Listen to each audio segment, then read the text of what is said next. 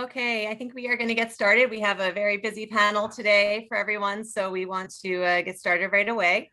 So welcome to day 2 of the 8th Annual Public Health Research at Maryland Conference.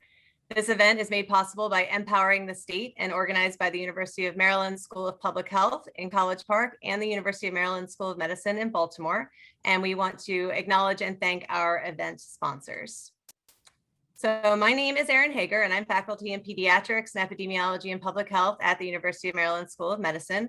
And I will be co-moderating this session with my colleague, Dr. Brad Hatfield, who is the professor and chair of the Department of Kinesiology at the School of Public Health.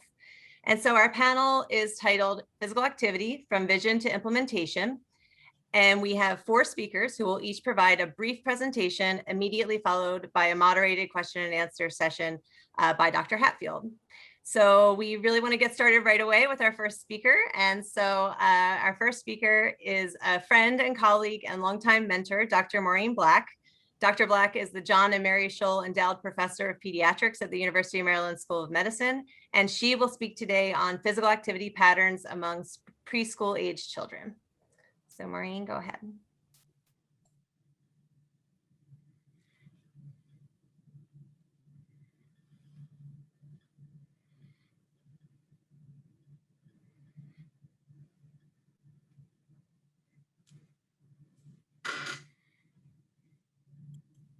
Maureen, you are muted as well.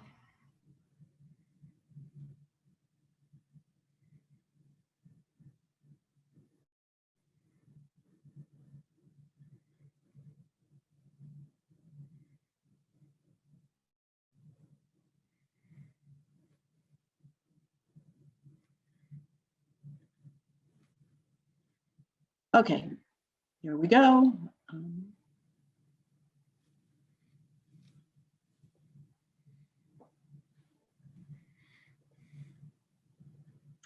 Okay, thank you very much. I'm delighted to be here and very happy to be in this partnership with University of Maryland College Park and University of Maryland Baltimore. We're going to be talking about physical activity among preschoolers, a roadmap as to where we're going.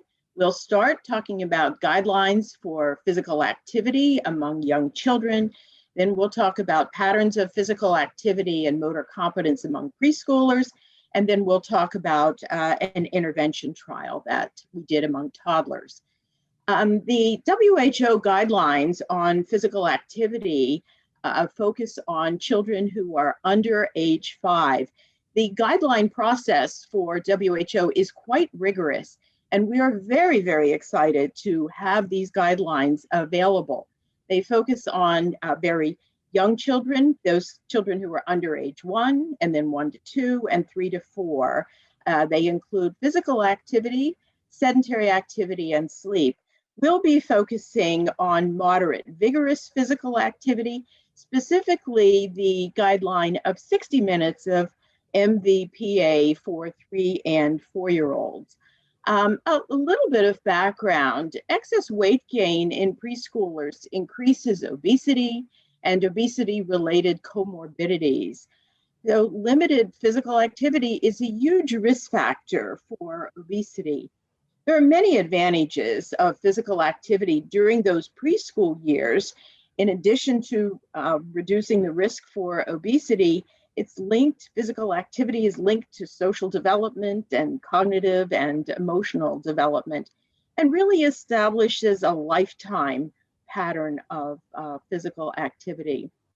The developmental model of physical activity proposed by Stoughton suggests that there's a synergistic relation between motor competence and physical activity, where they influence one another. Motor competence includes object control skills, things like ball handling and kicking and throwing, and locomotor includes things like running and skipping.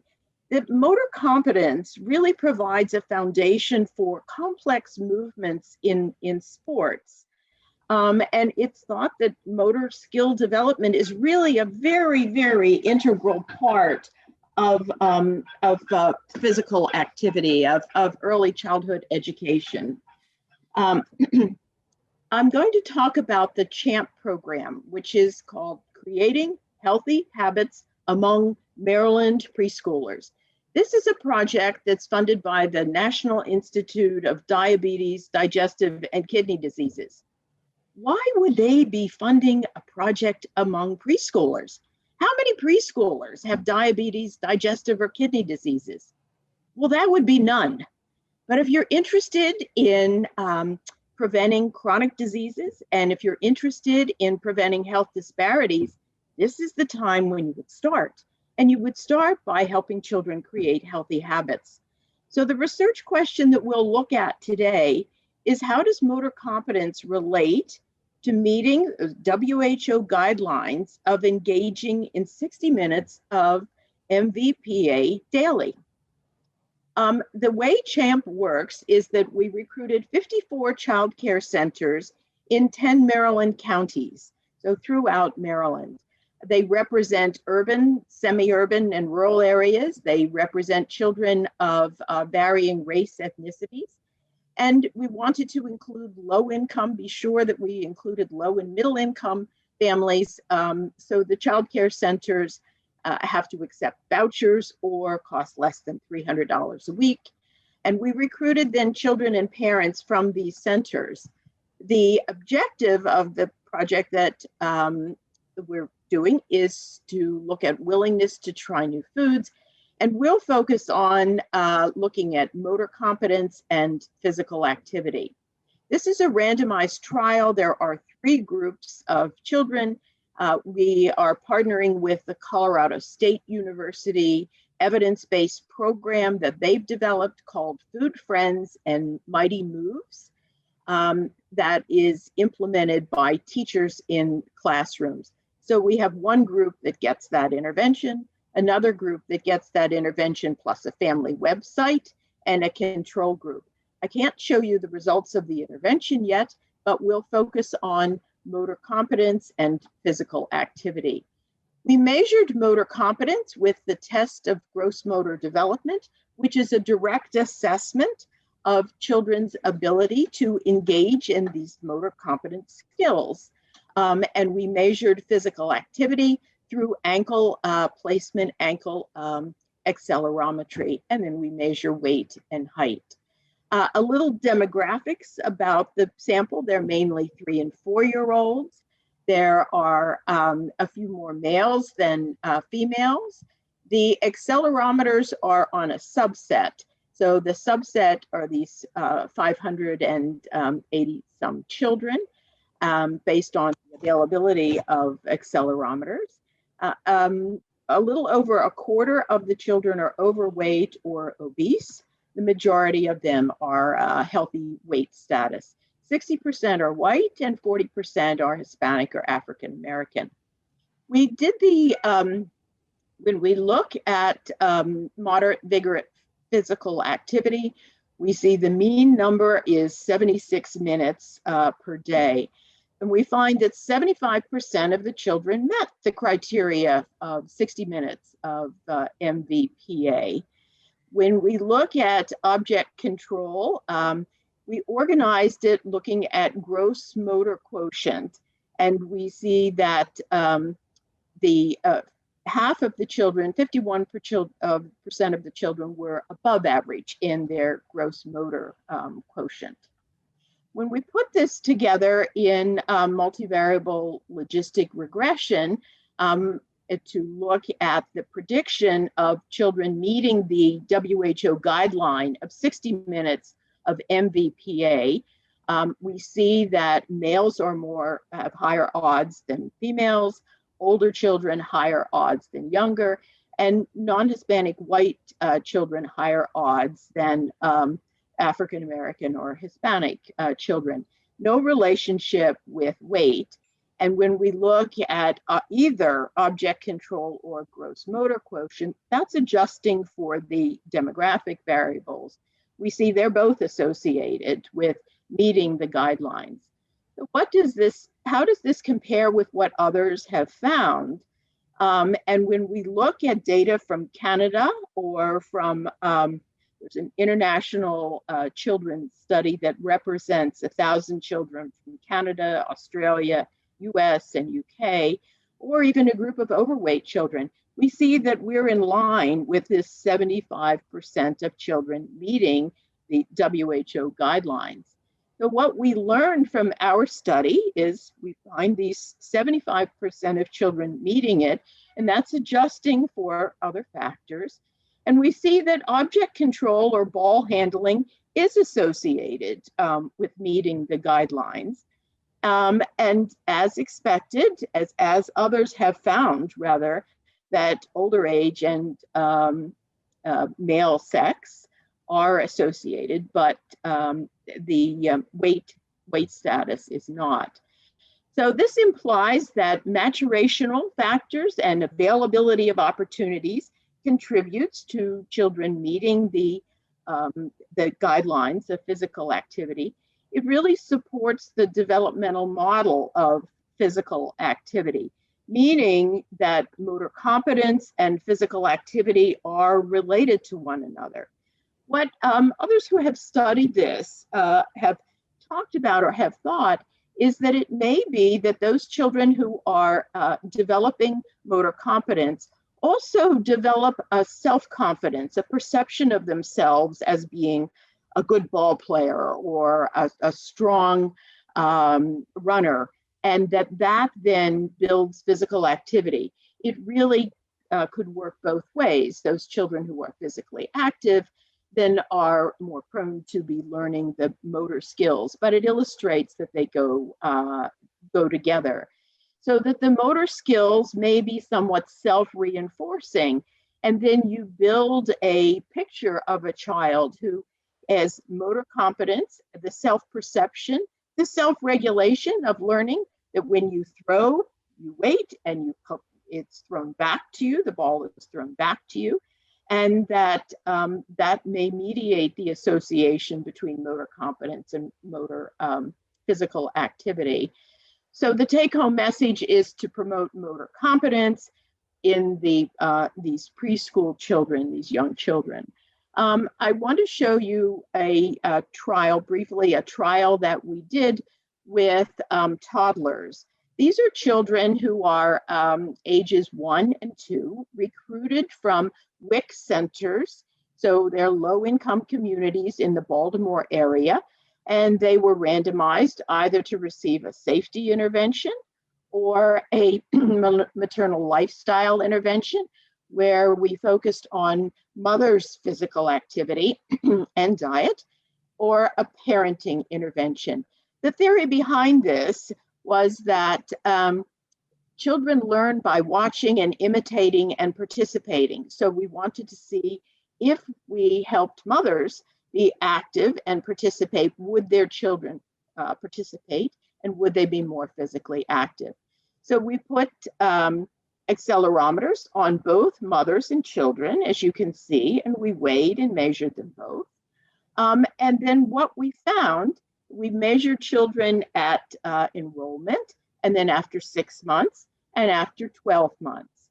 And what we find at 6 months and then at 12 months, we find that there are increases in the toddler group where the mother got the maternal lifestyle intervention. That's the red box in the middle. You also see some in the green box, some increases in the parenting, but they're not significant. It's the red box where they were significantly higher than the control who received a safety intervention. That's the toddlers. If we look at the mothers, we see a similar pattern. It's a significant difference. It's not as great as it is in the toddlers. So they were both more active, those who got a maternal lifestyle intervention. So what we see is that a family-focused intervention where you were able to increase maternal activity, you also increase children's activity. If you put these two pieces of information together, what it suggests is that for children in the preschool area, you can make a difference in their physical activity. involving family interventions. And what we learn from the preschool intervention is that building motor competence is likely to increase children's physical activity. So there's much that we have to do and learn moving forward in terms of helping our children build healthy habits that can continue throughout their lifestyle. So I thank you very much. Thank you, Maureen. And for any of those of you who joined a minute or two late, I'm Brad Hatfield, who's co-moderating this session. I'm the chair of the Department of Kinesiology here at University of Maryland. I have a couple of questions, Dr. Black. And I think you addressed this, but I think it's a very interesting point where you bring up about motor competence and physical activity. Many times I think we tend to separate these almost as if they're independent.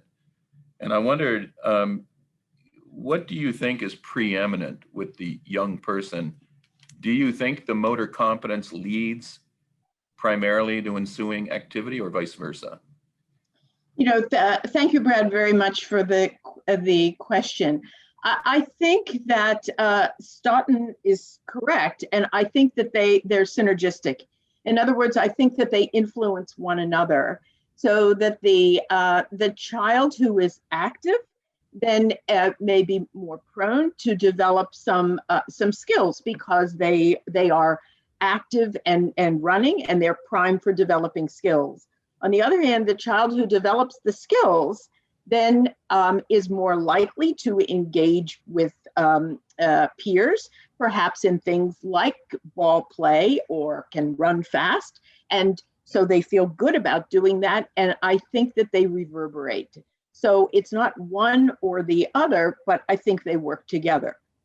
Yeah, so it would be interconnected and I think they're interconnected. And the question is whether the perception of yourself intervenes. So the child who feels like, I am good at catching, or I am a strong runner, then that helps propel them. Or as we know that the motor skills early on continue to be developed, and the child develops more and more skills, more and more refinement, and maybe that child who has the confidence in them and feels positive about them then is more likely to try the harder skill, to climb higher, to move themselves forward. So you need both of them, which argues against too much screen time. Well, and just one last comment, and that's a very good point what you just raised, and so that we move on in a timely manner. But it would seem to me, if you can just comment briefly, it seems like the social environment then of peer approval and parental or family approval would appear to be critical to this early stage of development. Absolutely, and that's why I included some of the second study with toddlers. That you know, we're not sure whether the mothers ran after the kids or whether the kids were active because the mothers were active.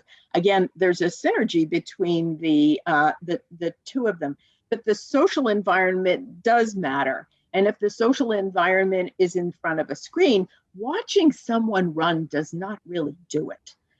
You have to be engaged in the activity. And the more you're engaged, and particularly engaged with others, it becomes, forgive me, self-propelling. It sounds like a very important message. Thank you, Dr. Black. Thank you. We'll turn now to Dr. Hager to go to the next presentation.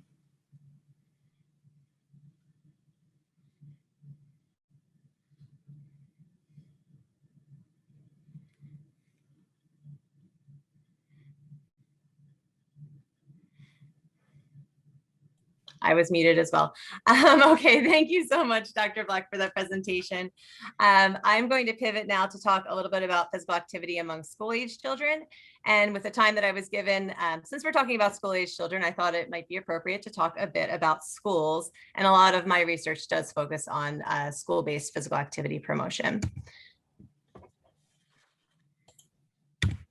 So the objectives of my brief talk are to describe opportunities for physical activity for children during the school day. And then I'm going to highlight an analysis that we recently did looking at the association between student perceptions of school physical activity policies and practices and objectively measured physical activity during the school day.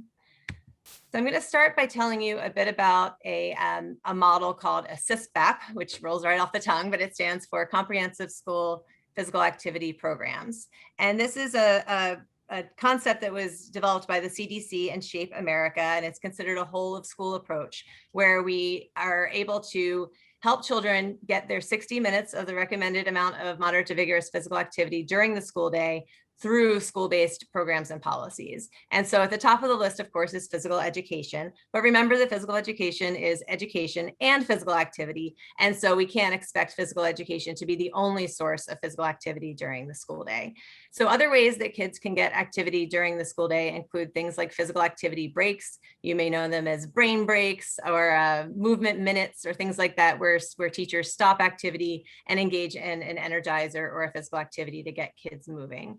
Another way is called integrated physical activity, where you can have physical activity integrated into the curriculum. So you do jumping jacks for math class or go on specific walks or things like that as part of the lesson plan. And then of course, active recess is a really important part as well. And in the model, it does include before and after school activity, thinking about active transportation. And I mentioned that one as well, because these are all things that can be put into policy in order to really make them implemented uniformly throughout schools. And the best place for the policy to happen is through something called a local wellness policy. And because a lot of my work focuses on wellness policies, I had to have at least one slide that focuses on wellness policies. So if you're unfamiliar with this concept, these were originally legislated by the federal government in 2004.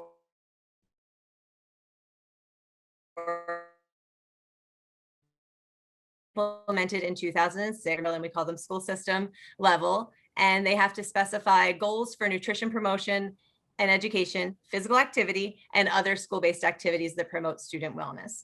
These were updated in 2010, and that implementation of the most recent legislation won't actually really go into place until this year. So we'll see if the wellness policy language around physical activity is enhanced, but really all of those pieces of a CSPAP model could be put into a wellness policy, which again, then could be uniformly implemented in schools, because any policy is of course only effective if it is implemented. And so that is my brief spiel on ways that kids can get activity during the school day. And so now, real fast, is there a black bar at the top of my screen? No, okay. It's blocked a little bit on my screen. I wanted to make sure you could see all of the slide. So this is a research highlight, again, just a quick analysis that we did recently looking at the association between student perceptions of school physical activity policies and practices and objectively measured activity during the school day. And we did this analysis as part of an intervention study as well called Wellness Champions for Change. And you're going to hear a bit more about this later, but there actually are a lot of faculty at College Park who collaborated on this big project that was funded by the USDA. If you want to learn more about the intervention, we have a protocol paper published that's cited here. But the idea of the intervention was to, it's a school-based intervention designed to support schools in implementing their wellness policies related to diet and physical activity. But again, this is just using baseline data. And so for this study, we were able to recruit in this analysis I'm presenting today, 27 schools across Maryland, 12 middle schools and 15 elementary schools in 4 districts. We had about 800 students at this time, which included 3rd and 4th graders and 6th and 7th graders.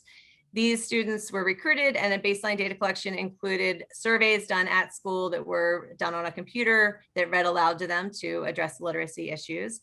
We asked them about demographics, and then we administered a survey that we developed actually, and it also has been published if you're interested in learning more, that we call the PEAS survey, which stands for Perceptions of the Environment at School. And this includes 40 items on diet and physical activity policies and practices, 11 of which are really relevant to those kind of CSPAP components that we talked about earlier.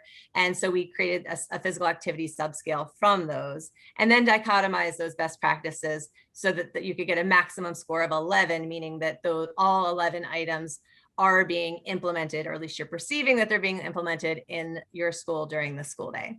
We also measured the students' height and weight to calculate BMI for age percentiles. And then we similarly used accelerometry. It's actually a very similar method to what Dr. Black used. They wear this monitor on their ankle for 1 week. They don't cut it off. And the really important part with this analysis is that this data is time stamped. So we can pull out the time that they're in school, bell to bell time, so we can differentiate between in-school time and out-of-school time.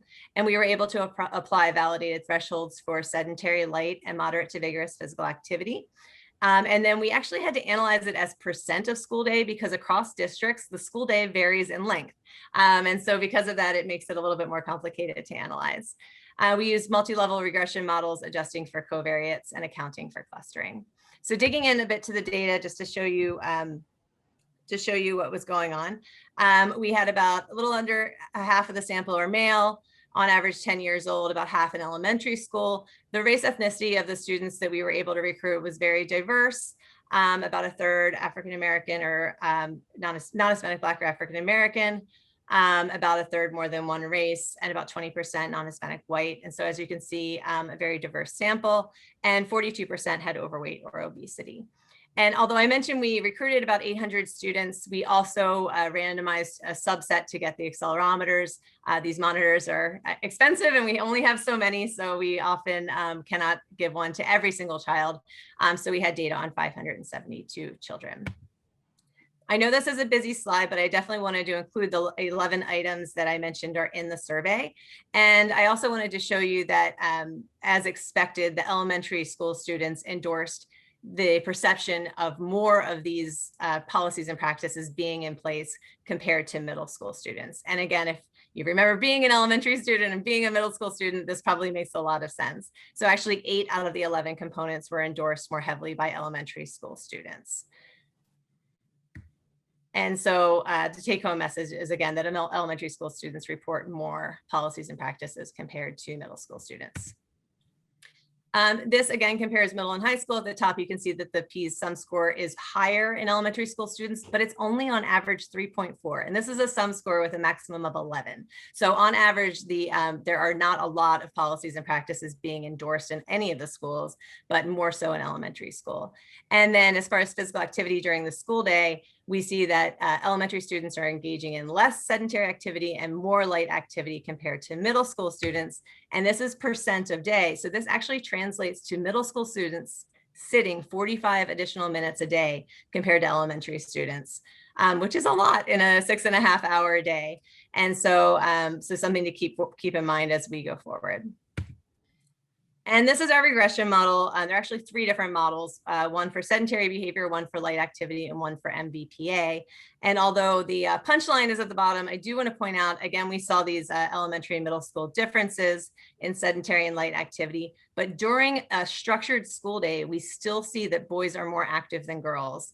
Again, given that you would assume there are very similar opportunities for physical activity within a school building, we do still see gender differences. And with MVPA, we see weight status differences, so that children with overweight and obesity experience or engage in less MVPA compared to healthy weight students. But in the end, again, the main point of the analysis was to look at the physical education or the PEAS sum score, and we do see associations in the bigger regression model, such that for every additional PEAS policy or practice item, students spend less time in sedentary behavior, which translates to about 2.5 minutes a day. And similarly with light activity, 2 more minutes a day, which is, again, thinking about every additional item. And then just as an exploratory analysis, we looked at the individual items to see if there was anything that hung out. This is something a lot of people asked us about. And the things that really seemed to be related to these outcomes included physical activity during morning announcements, which seems like a pretty low-hanging fruit concept. So I'm looking at my time, and how I expect as a driver of physical activity breaks, which is something that we also thought might be quite important. And then teachers telling us that it's important to move and be active. So just that teacher support was another one that was related individually to these activities. And then for middle school, we just saw this activity during morning announcements concept, which again is a pretty low-hanging fruit practice to put into place. So again, the take-home message is that these four practices were each individually related to the outcomes as well. So in conclusion, physical activity policies and best practices are associated with objectively measured physical activity during the school day. But in addition, we saw that middle school students were less active than elementary school students and perceived having fewer practices in place during the school day. And so as we think about ways to institutionalize a lot of these best practices and put them into policy, we really need to think about how they can be translated to older students as well. Also, as I mentioned, during the structured day, we still saw differences by gender and weight status. And I certainly think something like that needs to be pursued a little bit further to ensure that we're encouraging girls and children with overweight and obesity to be active during the school day as well. And of course, this is a student perceptions analysis, so we need to think about how to incorporate student perceptions moving forward and not just look at written policy, but how they're perceived by the students. And then lastly, school health stakeholders should work together to identify strategies to ensure implementation of physical activity best practices in schools. And I think that is it. I actually have a second presentation, but we're going to pause and do some questions now. No, thank you, Dr. Hager. That was very informative, and I have a couple of questions for you. And one is this one actually comes from me. How do you find the teachers' acceptance of trying to do these best practices, and are they enthusiastic, or do you meet with some resistance at all? We definitely see better uptake in elementary schools among the teachers as well, and you can see that in the student perceptions. I think that because the students tend to want to go along with it, it's something they've done since kindergarten. Even the older kids in elementary school are just used to it. They like moving their bodies. We've seen a little bit more resistance in the middle school ages. I think, again, it's the perceptions of the teachers that the students don't want to do it. And so you get a little bit more reluctance at that level. And I think that others I know are actually working now on trying to figure out more developmentally and age appropriate types of activities that middle school students might want to do, like a walk or something that would get you moving, but maybe isn't a, hokey pokey wiggle, energizer on a YouTube video. So yeah, I think it's also becoming kind of more generalizable and something that more and more people are doing. So they're becoming a little bit more acceptable. Yeah. So it's you commented about our recollections of elementary and middle school, and it has been a while for me. But something that relates to your presentation, I recall in my own experience that in middle school, contrary to what you've laid out here, where the physical activity is lower, which is cause for concern, I wondered, in my own experience, it seemed that it was elevated in middle school. And I know one of our later speakers is going to talk about sport, but that was because of getting involved in sport. I know you considered some things here beyond just pure physical activity like gender, et cetera. Can you comment on whether there are mitigating factors that would elevate that physical activity as one matures? So again, thinking about during the school day, would be one consideration. We do have data on whether the students are involved in sports and what types of sports that they are doing. So yeah, that would be interesting to see. The problem right now in many middle schools, and not all, because I know there are certainly some middle schools that do this, is that there just isn't an opportunity for free play or recess. And I think those are the opportunities when the more athletic children are able to kind of really get out there and do their own thing, or in PE class potentially as well. But I know there's been a lot of focus on trying to figure out ways that we can get recess in middle school, because that kind of hard end between 5th and 6th grade of transitioning to recess to no recess can be really challenging for a lot of 6th graders in particular. Well, yeah, so just one very last point before we move on to actually your next presentation, which is a very important one. I think that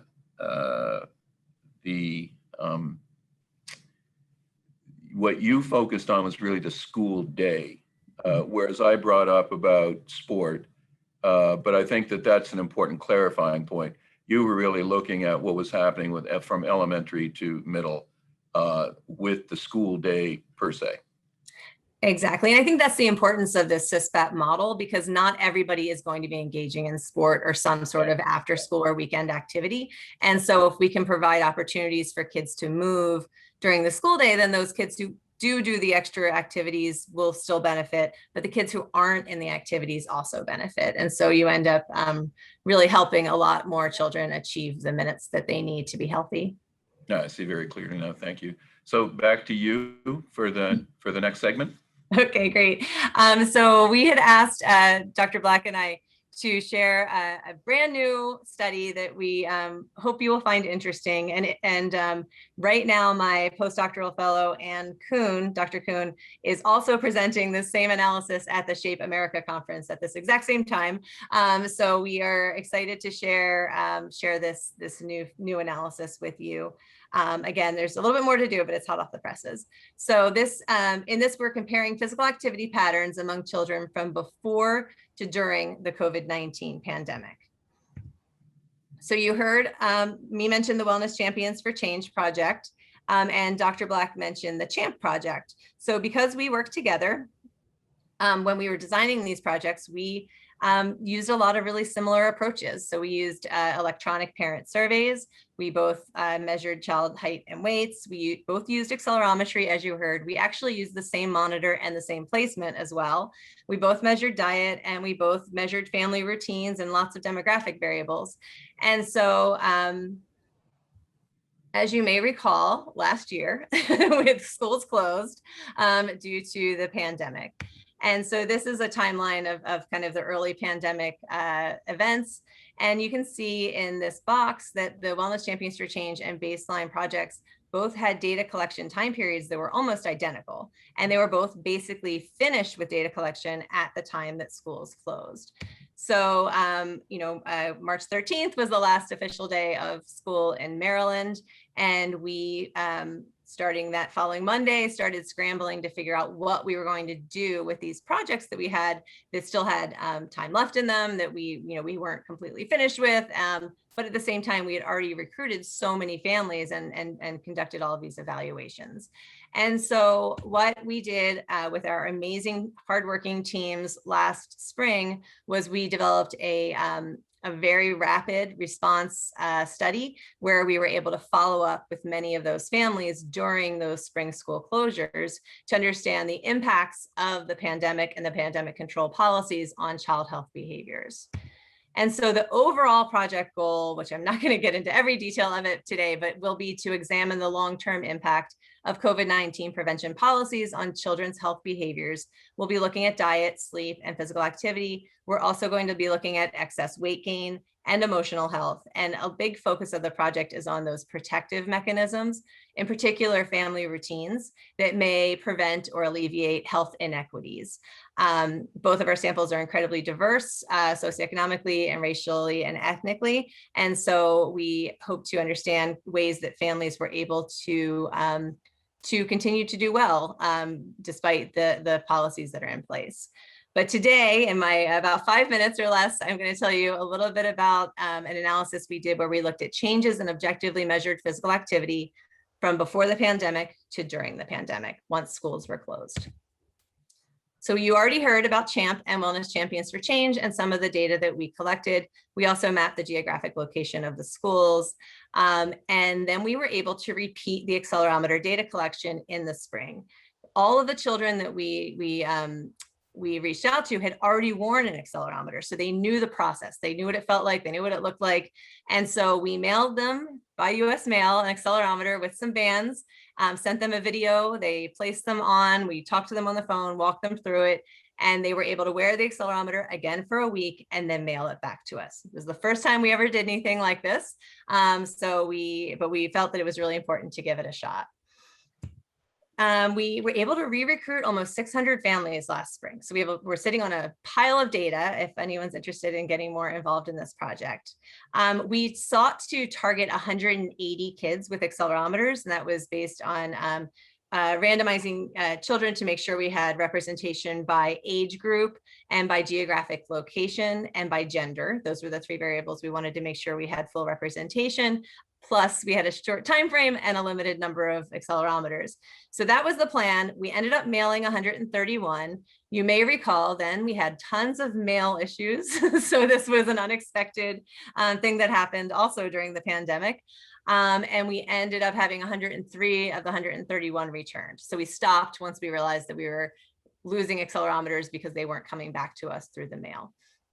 And so in the end, we had usable data on 75 participants. And so we have repeated this process during this current school year, but the data I'm sharing with you today was just on 75 participants from last spring. So this is what the 75 children looked like. There were about a little over a third were male. About 43% were in middle school age, and with an even split for elementary and preschool age children, and that's based on their age in 2020. About half fell into the non-Hispanic white category. About 20% were non-Hispanic Black. With a mixture of other race ethnicities representing the rest of the sample. 39% had overweight or obesity. We used a family composite score to look at low SES, which included food insecurity and SNAP eligibility and overall family income. And then about half were in suburban communities and only 10% were in urban communities. So right off the bat, this is just a paired t-test analysis. We wanted to see the changes from pre-COVID to during the initial school closures. And we did see a decrease in light physical activity and an increase in sedentary activity. But we do know that the structure of the school day is so important. And we know that there are a lot of opportunities for physical activity during the school day. And kids weren't in school in the spring. Schools across Maryland were closed. So we separated this analysis out by weekday and weekend. And you can see that the weekday is really what's happening. So weekend, there were really no differences pre-post COVID, but on weekdays, we saw a decrease in MBPA, a decrease in light activity, and an increase in sedentary behavior. And so the main analysis I'm going to show today really looks at age group. And this was just a really interesting discovery as we were looking at the data. So first looking at MVPA, we found that preschool children actually increased their MVPA. Elementary school students decreased and middle school students decreased a lot. And so that was for MVPA. A similar pattern emerged for light activity with preschool children increasing their light activity, elementary decreasing, and middle school students over an hour less of light activity. And then finally for sedentary behavior, the same pattern emerges. These three are essentially part of the same pie chart, so things are just getting shifted around. But again, preschool children are decreasing their sedentary activity, elementary are increasing, and middle school students almost an hour and a half more of sedentary time a day during the pandemic. We did do a linear mixed regression model. Again, these are three different models looking at the interaction between age and time, adjusting for lots of covariates. Even with a sample of only 75, we did see significant differences between that middle school age group and the preschool age group. And so this is, like I said, hot off the presses analysis, more to come, but we are really interested in this difference by age and how the pandemic may have not affected children all in the same way, even by age, when we're thinking about physical activity. So again, the main conclusion is that physical activity changes from before to during the pandemic differed by child age, and elementary and middle school children declined in physical activity on weekdays. We think this could be a lack of school structure or physical activity opportunities. Preschool children increased on weekdays, and this may be that less structure at home may promote activity at this age. Again, these are all just ideas we have right now. And we plan to move forward looking at factors related to changes in physical activity, including those other disparity variables that we were demonstrating in our demographics table. We will repeat this with a larger sample size once we have the initial data. And then we officially have a new funded R01 to continue following these families for 2 more years and include measured heights and weights to look at changes in obesity due to pandemic control policies. And so this is my acknowledgements for both presentations. I just wanted to put this up here and our funding. And we do have a website, marylandschoolwellness.org, if you want to learn more about our projects. And that's it. Dr. Hager, thank you very much for that. And the clock is unforgiving, so we need to move on, but within a few seconds or less, if that's possible, could you give your thought as to whether there may be any long-term implications of this decline in physical activity due to the pandemic? I'm very worried about the increases in sedentary behavior among the middle schoolers, because as they get older, those behaviors tend to kind of really stay in place. It's harder to break a habit as you get older. But I'm really excited about this opportunity we have to continue following the kids, because I think this will be the best way to really understand who can recover and why and how. But I'm most concerned about the older kids and the dramatic increases in sedentary behavior among those kids. Thank you so much for the work, and then back to you to introduce our next speaker. Yes, so I am very excited to introduce our next speaker.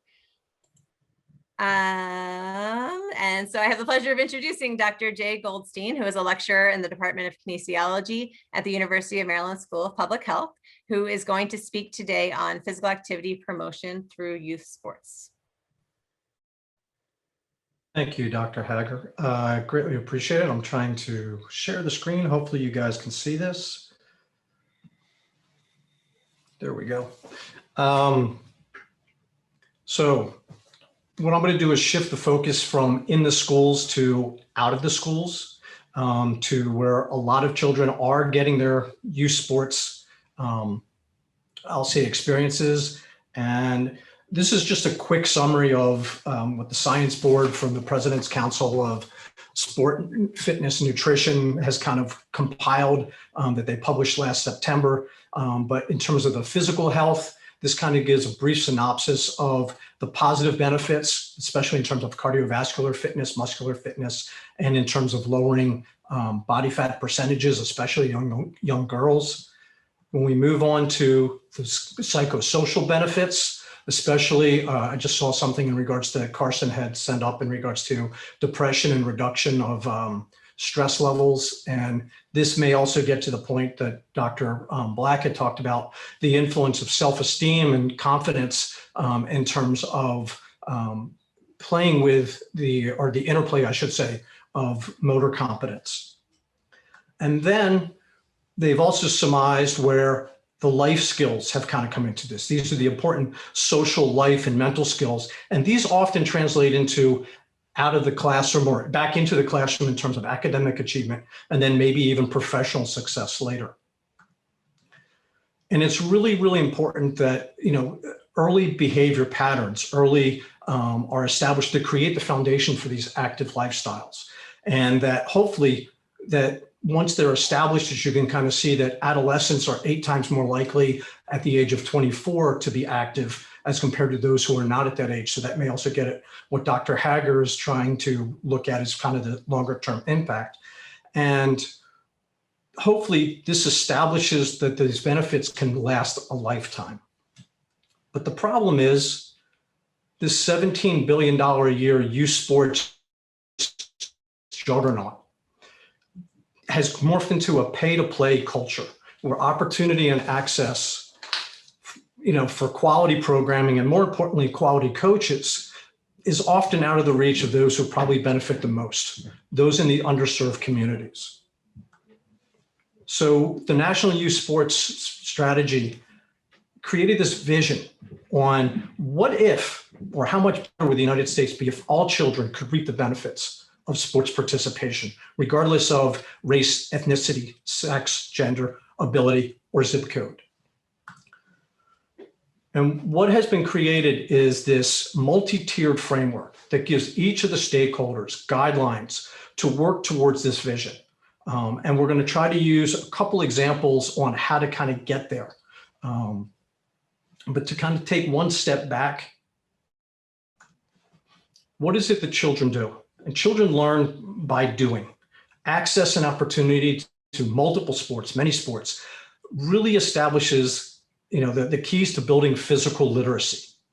And that's the ability, confidence, and desire to be physically active for life.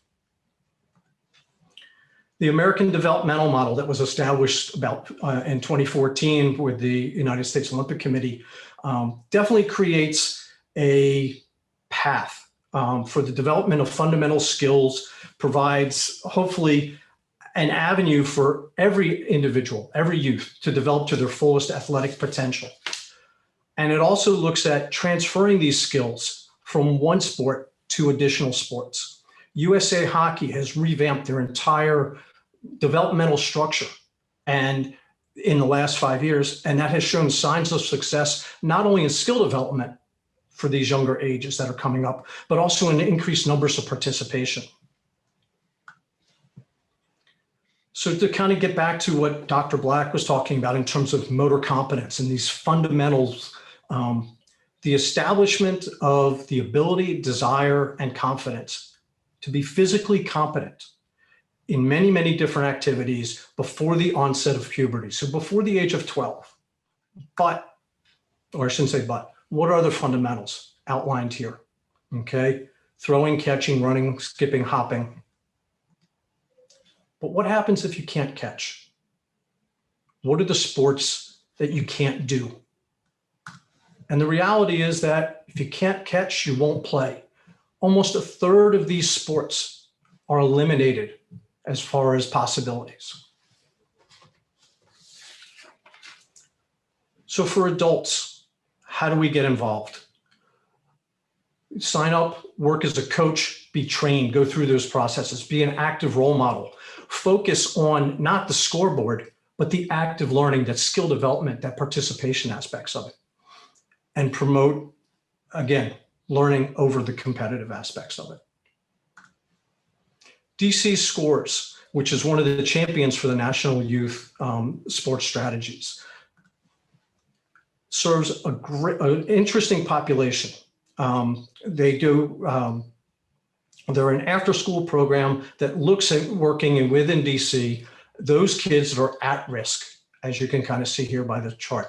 Predominantly African-American, Hispanic, mainly Title I schools. Their programming uses soccer as kind of a hook, a vehicle in which to help enhance creative self-expression through poetry, and then transformative or create opportunities for transformative agents or the children to become transformative agents within their local communities. They serve over 2,000 kids each year, employing 200 plus coaches at 69 schools and locations, elementary and middle schools within DC. And interesting enough, their coaches go through extensive training in terms of how to establish trust and how to communicate with those children that are exposed to the highest levels of trauma or traumatic events within their local communities. And obviously, if you look at this map, they're focused within wards 1, 7, and 8 within the District of Columbia. And these are probably the most problematic in terms of these behaviors or these communities. When we look at the results, to kind of go back to the physical side and what, this kind of goes back to the establishment, that improvements in BMI and cardiovascular improvements are shown to be very salient. Oops, go back one. From the psychosocial aspects of it, we look at confidence being built, academic confidence, building within their community, being able to handle the idea of respect and being comfortable talking about problems.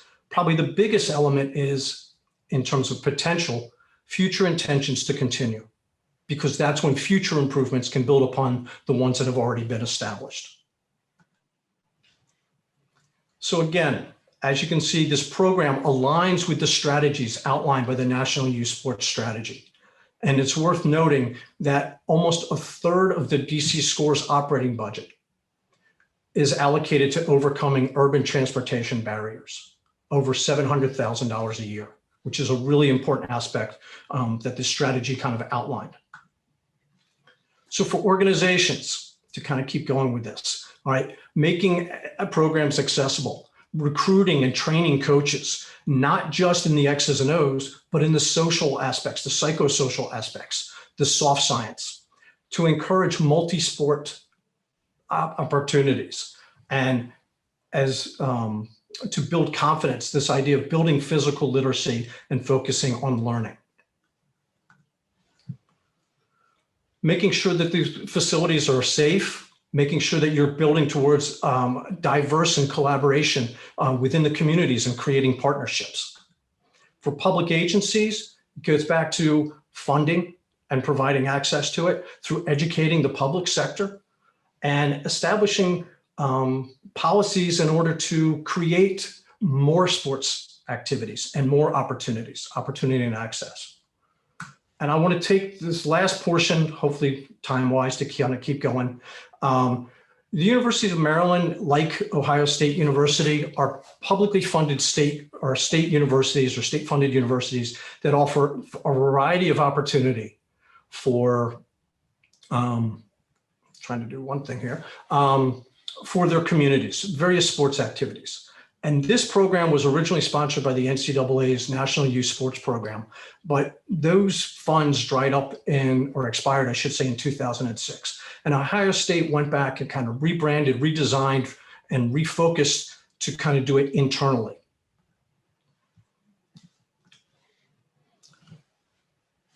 So the idea behind this is that their program has multiple tiers. What is life sports? It's preparing youth for a life of leadership and activity. And they're basing it in the framework of positive youth development through sports, and especially targeting these children that are growing up in these vulnerable circumstances, at-risk populations, specifically in Central Ohio.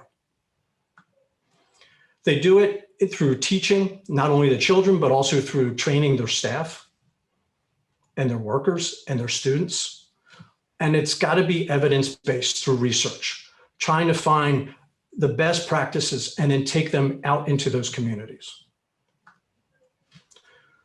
Within the partnership, it's internally within numerous departments within the university, as well as those outside of the university within the Columbus, Central Ohio area.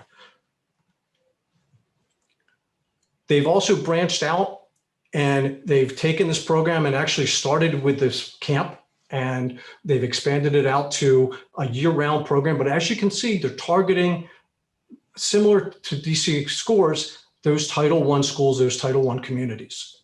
But they're trying to provide ample access and opportunity.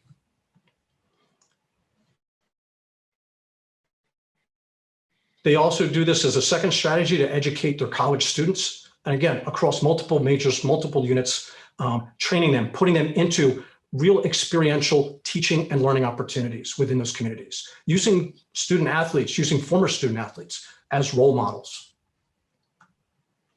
And this is done through internships, employment, volunteer, and then obviously research. This gives a very brief synopsis on what those camp participants are. And again, the focus is providing opportunity and access to 650 kids through the course of 3 to 4 weeks in the summertime. So what does the camp look like? Okay, and they've done this, they've developed this over the course of 12 years. It's 4 weeks, 600 children. And what I want to get into next, just in the element of time, is what the SET curriculum is, or SETs, emphasizing self-control, effort, teamwork, and social responsibility. So self-control, controlling one's actions, being responsible for those actions, looking at motivation and self-directed initiatives, intrinsic motivation, teamwork and collaboration, working well together, which is a really key element that sports can provide as a skill development aspect. And then, of course, there's this last part, doing the right thing when nobody's watching, social responsibility, being self-aware. They embed this within 15 hours during the course of the 4 weeks of chalk talk, so actual classroom time, keeping journals, doing self-reflection, and working through kind of role playing. Within 40 hours of the sport curriculum, again, multiple sports, multiple motor competency opportunities to develop, and as well as a healthy lifestyle curriculum about nutrition. But they also embed the SETS curriculum within the active play of sport. Obviously, last summer, COVID hit, they adopted, pivoted, created a sport in a bag so they didn't lose out. So these 600 plus children didn't lose out on the opportunity and adapted the curriculum to an online and virtual community.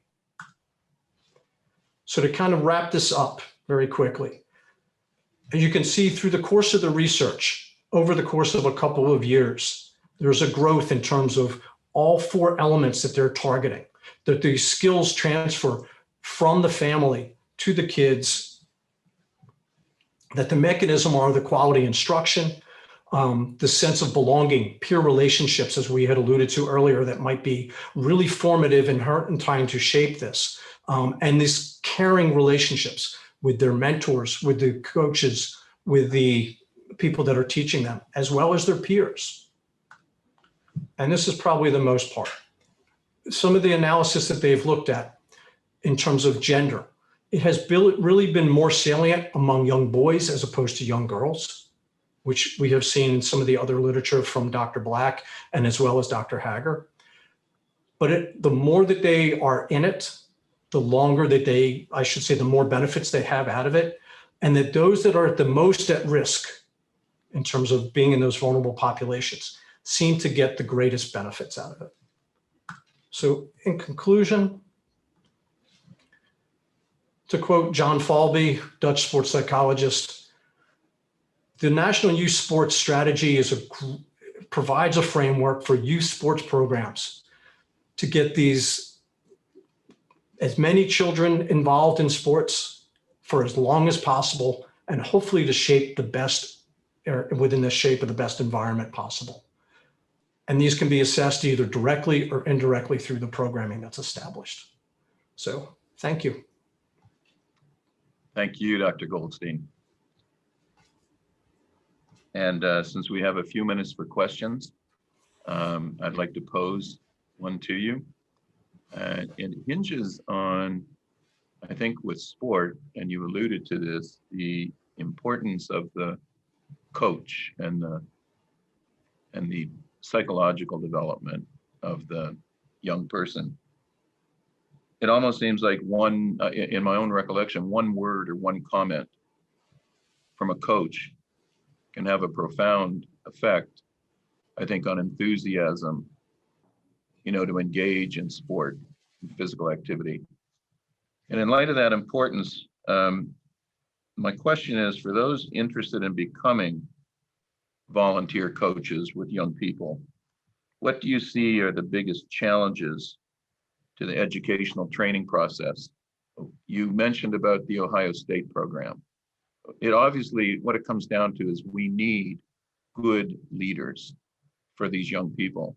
And I wonder if you could comment on how we can move forward in that regard. I think the biggest thing is that for most people that are getting involved with coaches, I'll say at the volunteer level, the youth level, because it's not regulated, they're not going through a certification process for the most part. It's outside, like a PE teacher has to be state qualified or county qualified in order to go into the classroom. What's first in the X's and O's, and maybe even in how to manage practice, but it's this softness, the soft science, how to communicate, and especially in terms of tone or nonverbal behaviors, and to frame the social emotional development age appropriately for the children. And then when you compound, that with the children coming from these vulnerable communities that are surrounded by trauma, are they trained to actually go in and how to, really establish this caring relationship? So that's really where the training probably needs to go, and it's not there yet. There have been some inroads with the Aspen Institute and Project Play, partnering up with some other initiatives within there about trying to create a curriculum to train coaches in this social emotional scaffolding, especially for these young children. And I think that's really, really important. Yeah, it's interesting what you say. You're putting a tremendous emphasis on the nurturing element of the sport environment versus the technical aspects of sport, which perhaps we could think that's a given. that's important because that provides a delivery platform. But it sounds like you think especially attention needs to be given how the child is nurtured in sport. Is that correct? Absolutely, and it goes back to Frank Small and Ronald Smith Yes. with the University of Washington and their 50 plus years of coaching education, and how they've morphed that from to show that the training and the communication process, the nonverbal communication process, really has a huge impact on self-esteem, confidence, and that future motivation to continue. And again, that kind of goes back to Falvey's as many as possible for as long as possible in the best environment possible. And it's not, our focus has a tendency to be the scoreboard, not where the life, a continually active lifestyle so that, someone's playing in the Senior Olympics when they're in their 50s, or excuse me, in their 70s and 80s. Well, I'm glad you're on our faculty here at College Park, and hopefully there can be ways that we can elevate the training of coaches as we move into the future here at the university. Dr. Hager, back to you so you can introduce our next speaker. Yes, we are thrilled to have our final speaker, Dr. Katrina Piercy, who will round out our panel. Dr. Piercy is an officer in the Public Health Service and serves as a physical activity and nutrition advisor for the Office of Disease Prevention and Health Promotion. And today she will speak on national strategies for physical activity promotion. So go ahead, Katrina. Great, thank you, Erin. Let me just pull up my slides for you all.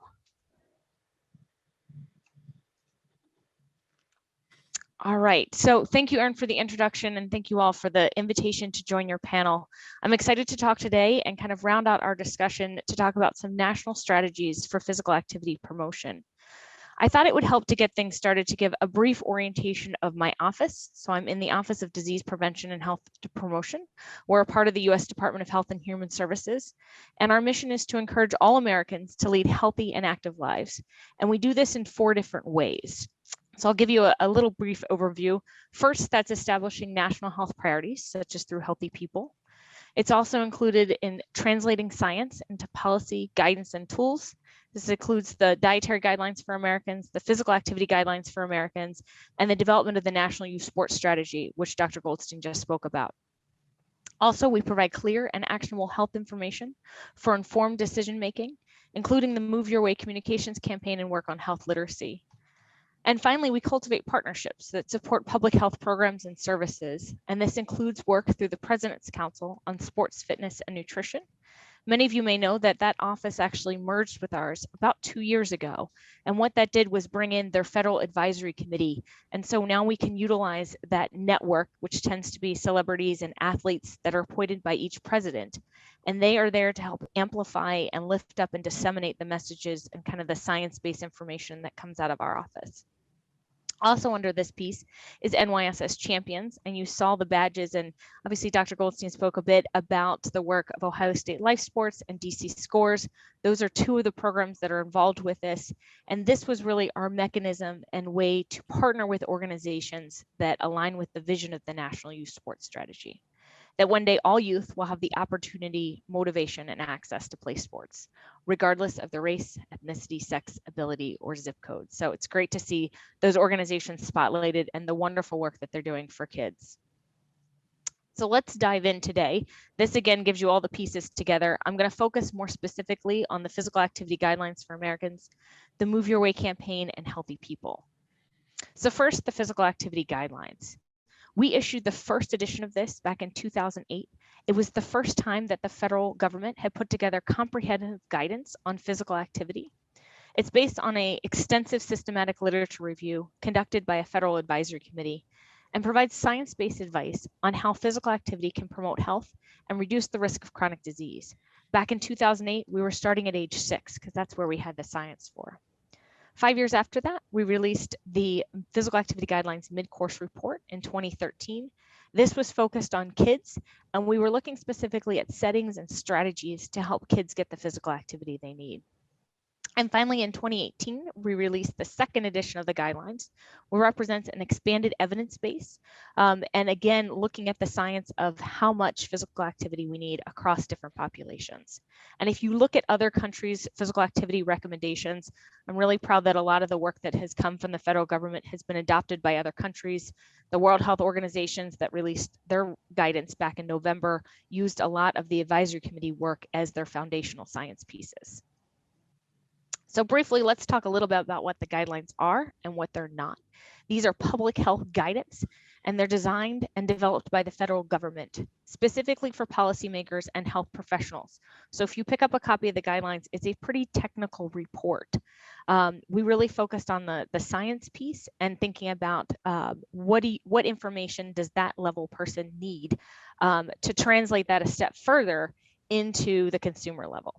So the guidelines itself are focused on the evidence-based recommendations for how we can safely get all Americans the activity that they need.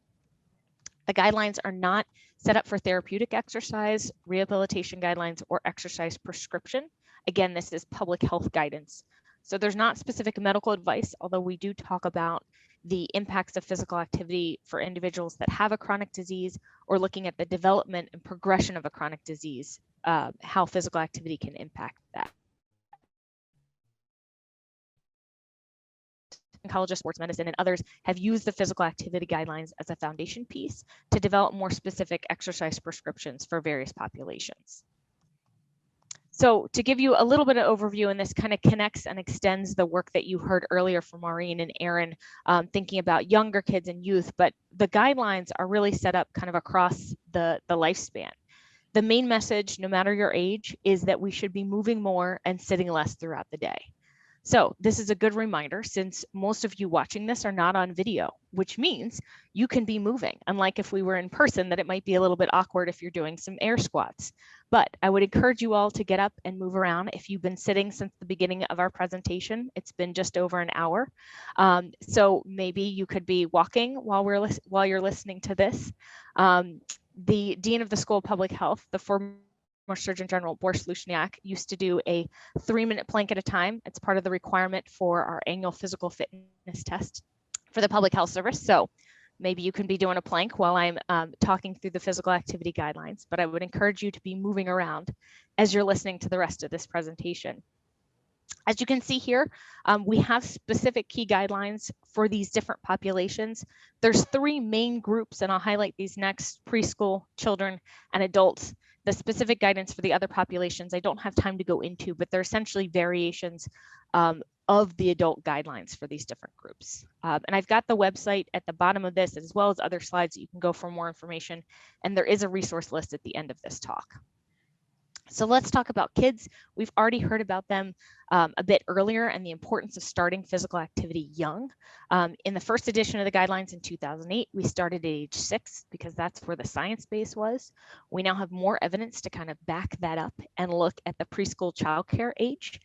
The big challenge as we started looking at this population was that we don't have the same health outcome endpoints. So with adults, we can look at physical activity and all-cause mortality or type 2 diabetes and how those pieces connect, and then thinking about the amount and types of physical activity that interact in that relationship. And it's not the same way when we talk about young kids. And so when we are thinking about preschool age children, it's really more thinking about enhancing growth and development and these motor skills.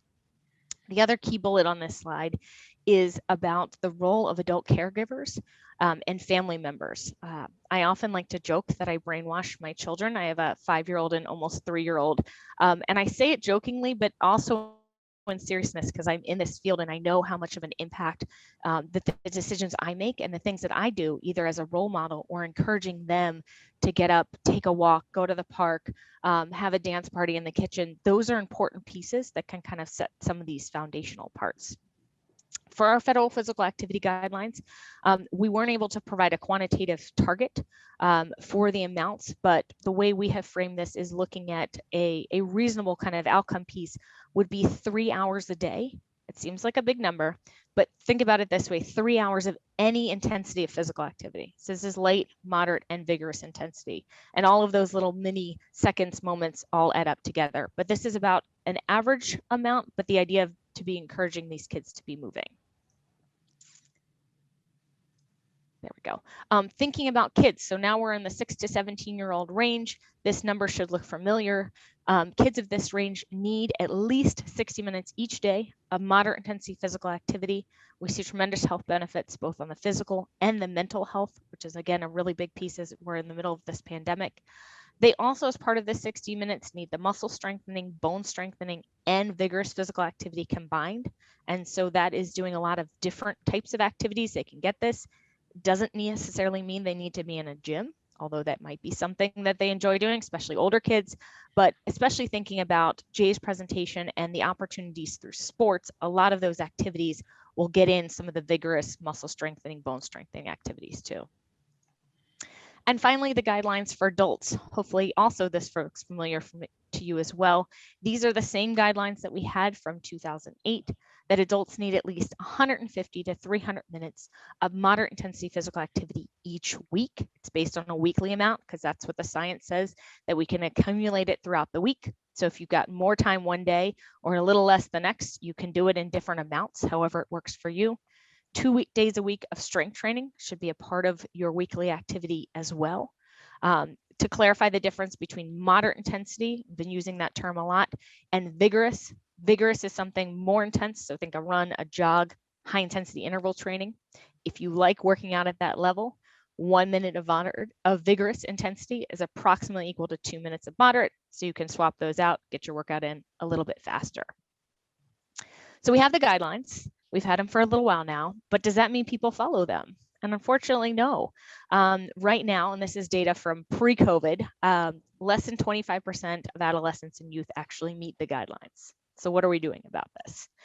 So we developed the Move Your Way communications campaign as one way to translate the messages from the policy document to consumers as a way to increase knowledge, self-efficacy, and ultimately physical activity levels. So if you're familiar with MyPlate, which is the visual image and kind of the communications piece that goes with the dietary guidelines for Americans, this is the physical activity equivalent. And so this was our way to kind of take the guidelines one step further. So within the campaign, we launched this when we launched the guidelines in late 2018. We currently have over 50 free resources, including fact sheets, posters, videos. You can see a sample of some of them on the slide. They're available in both English and Spanish, free to download, print, use, share. They're written for different target audiences. So for example, youth, older adults, adults. They're also written for consumers, and we also have specific guidance for healthcare providers, because we know that intermediary is a great way to help share messages about physical activity and to start the conversation, as well as a healthcare provider can sometimes make the linkages of here's what physical activity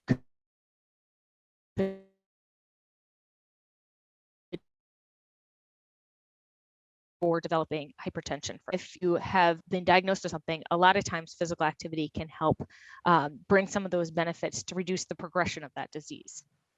We're continuing to expand the different focus areas.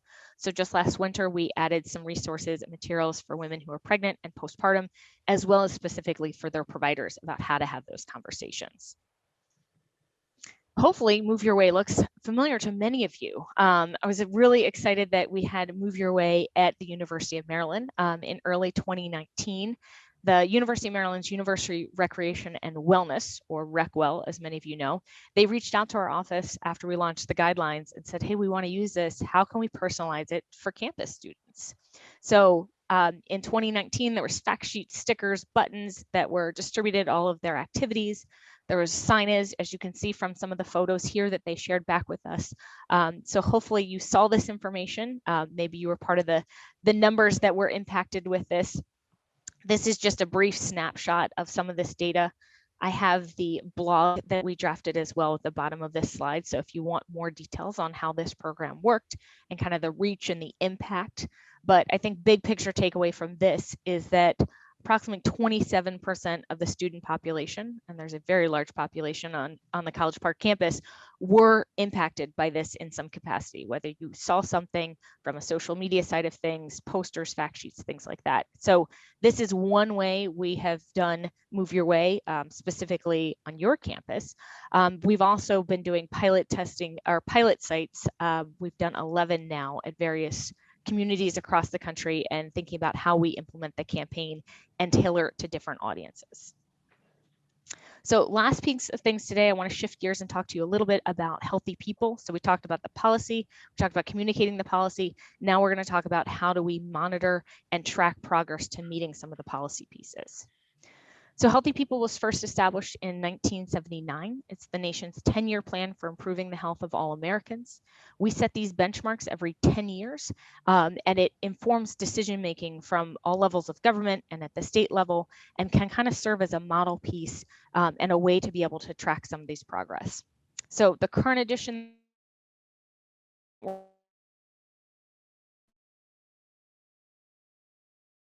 the wide range of targets from physical activity and nutrition and weight status. Of course, the physical activity ones are relevant here, so I'll speak on that part. Before I dive into a few of that, I want to just take a moment and acknowledge the work of the advisory committee members. This is a slide here of the individuals that were a part of this process. I want to point out Dishanka Kleinman, who was one of the organizers of today's event. She also served as the co-chair for the Healthy People 2030 Secretary's Advisory Committee, and just want to acknowledge and thank her for her work. When you serve on a federal advisory committee, it is a tremendous unpaid special government volunteer role that we are insanely grateful when we do processes like this, that we can bring in some non-federal academic expertise. So we really thank you, Dishanka, for your work on this. So how is Healthy People relevant to the physical activity guidelines? So as you see here, these are the 13 physical activity objectives. Many of these say retain. That means they're the same objectives as what we had from 2020.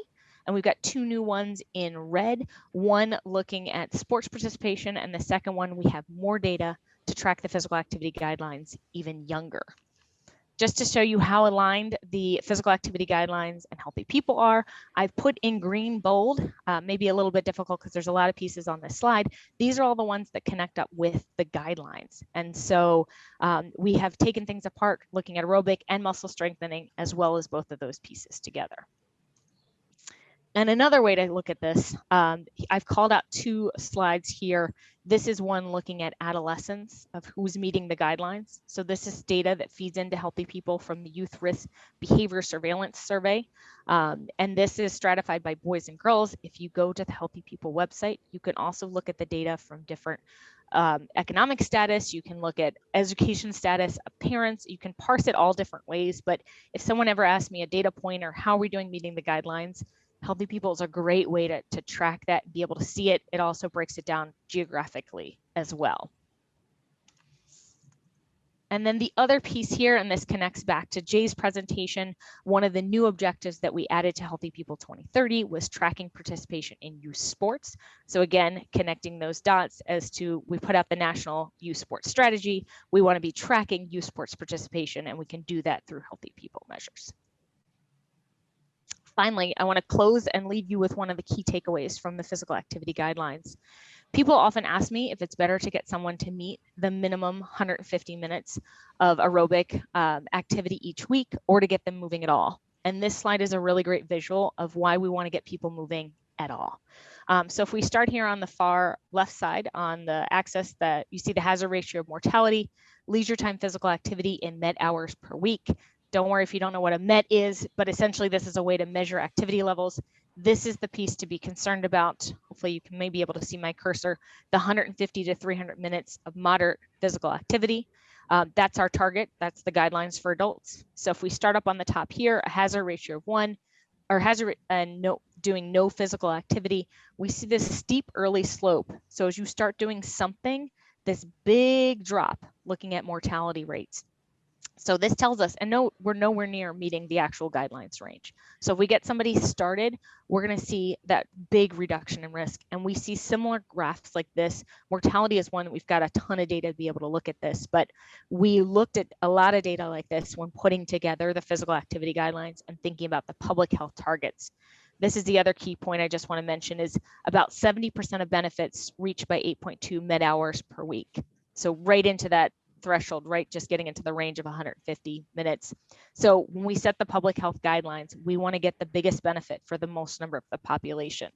Does that mean that there's 150 is the magic be all end all? No, but if you look at all of the health outcomes, that's how we set our ranges. Also showing here that some benefits are immediate, and that's the last piece to share.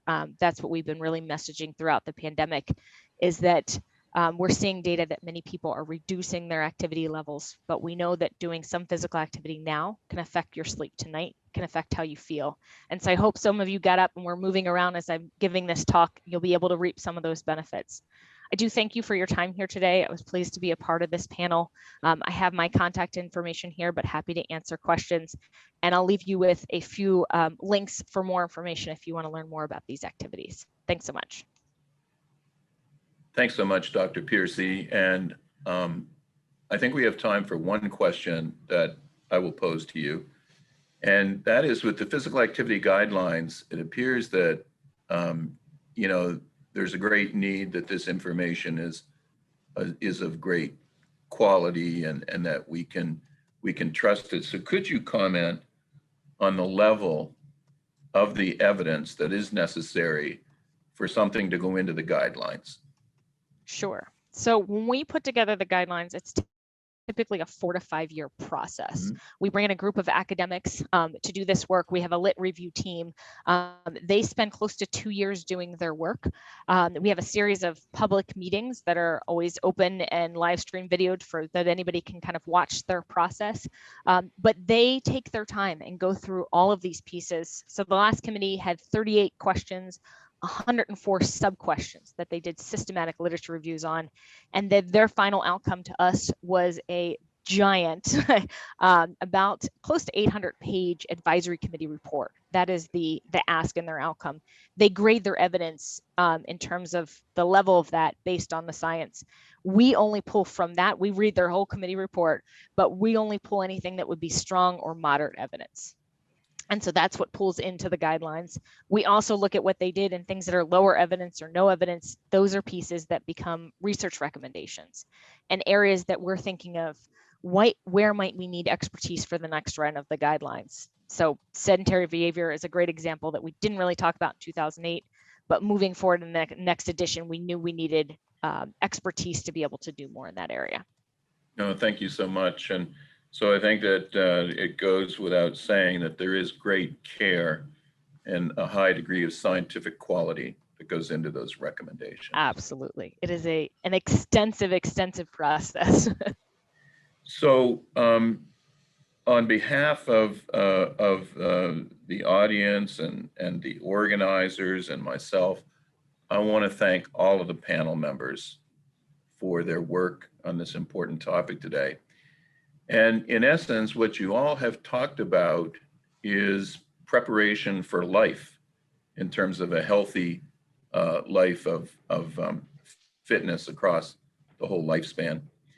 So physical activity at such a young age, to me, implies an investment in very critical elements: bone, body composition, brain, cognition, affect.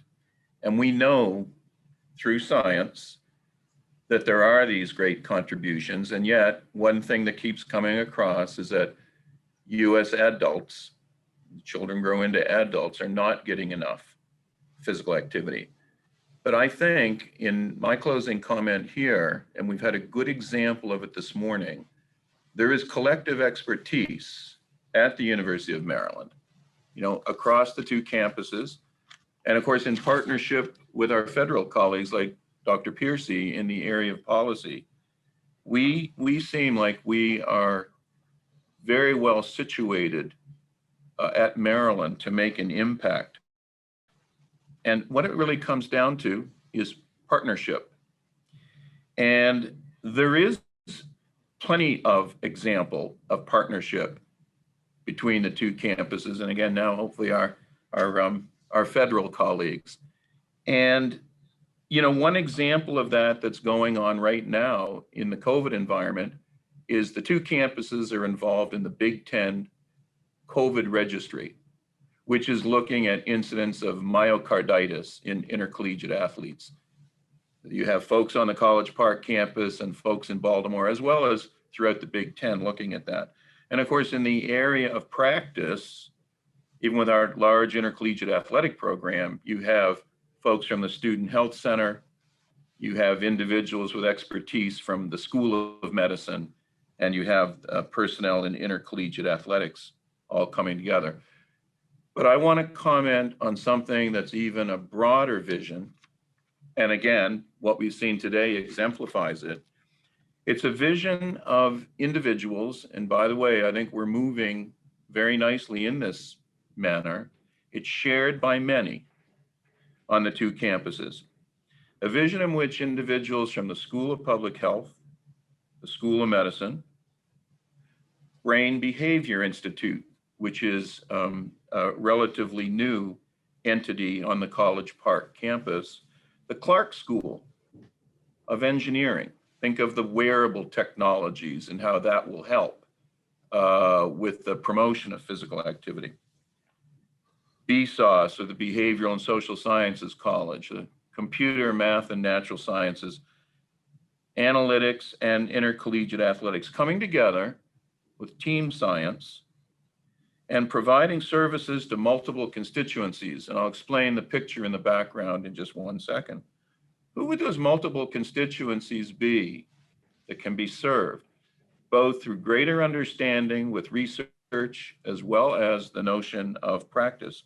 Youth sport participants, student athletes, campus.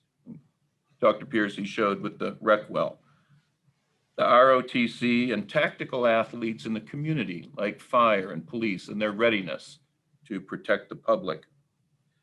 So all of this can be facilitated by the infrastructure that I'm showing in the background here, which is the renovation of the old coal field house.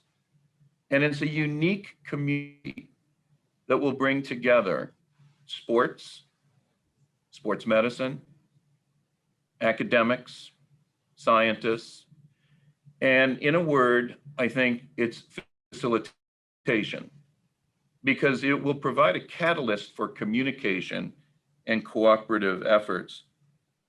In closing, I simply want to say I was present when our former chancellor, Dr. Kerwin, Britt Kerwin, and the Board of Regents approved this whole project. And in line with our session this morning, Dr. Kerwin, at that time, about 5 or 6 years ago, said that he was supportive of this project because it would bring together so many departments, both in the Baltimore campus and the College Park campus. And so in this manner, my final statement, and again exemplified this morning, the University of Maryland can lead the nation. I don't think that's too lofty to deliver on the promise of physical activity and sport for public health, for the health of the nation, while contributing its expertise to public policy. And again, I want to thank the organizers for the opportunity to share those thoughts, and again, to thank our speakers. I do want to point out the slide up on the screen that the next session is at 2 p.m. So time for activity break, Dr. Piercy. And an evaluation, you see the link or the URL there, and we would appreciate any feedback, because one thing I'd like to say, I hope this team that was assembled this morning, that we can continue for more interactions and more effort together. So thanks to everyone.